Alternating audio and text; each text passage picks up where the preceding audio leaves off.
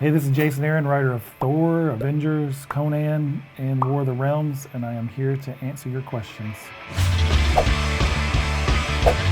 What characters should we as readers be paying special attention to in War of the Realms? I would say Thor, but Thor is not in the first act of War of the Realms. Thor is taken off the board in War of the Realms #1, so I would say Daredevil. Jane Foster has been a big part of your run on Thor. What can you tell us about her role in this event? She's in it.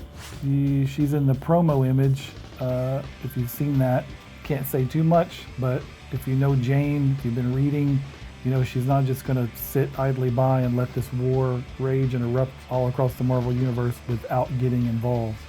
What do you think of the concept of best friends? Who are your favorite best friends in the Marvel Universe? What kind of barbecue would you get with your best friend? #Roll Tide. Well, I would say Luke Cage and Iron Fist, who we see fighting together, fighting side by side in War of the Realms. What kind of barbecue would you get with your best friend? Kansas City barbecue. I live in Kansas City, so I'm kind of become a barbecue snob. I would definitely get burn-ins with my best friend. Is there going to be a game changer for Daredevil? He has been powered up in a very specific, unusual way in order to be a big part of the Battle of War of the Realms. So he'll have a very specific role, very specific power set, and you'll have to pick up the first few issues to kind of see how that happens. Will space empires like Shi'ar or Kree play a role in the War of the Realms? There are no tie-ins for Guardians of the Galaxy, but it seems strange since Gladiator and Imperial Guard got involved with Thor. We don't really see any of those get involved in this story. But Guardians of the Galaxy is a good Donny Cates book, and you should read that. If I like Wolverine and Iron Man, will I be happy with War of the Realms? Kind of right out of the gate, we get some cool Wolverine Punisher stuff. The emotional reunion of Logan and Frank Castle. And then Iron Man is also in this in a very particular way.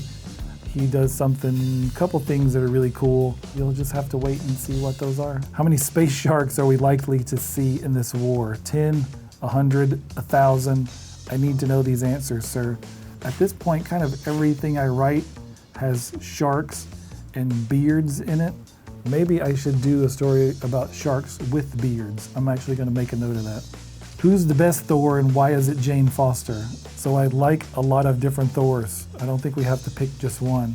I do have a super soft spot for Jane Foster, obviously, and we will definitely see her in War of the Realms. How big of a role would Spider-Man and Venom have? Spider-Man is in there right away in issue 1. There's some really cool Spider-Man stuff in Act 2. Venom comes in around that same time, like issue 3, I think. There's some really big Venom stuff as the story goes along. Will Mephisto play a big role in War of the Realms?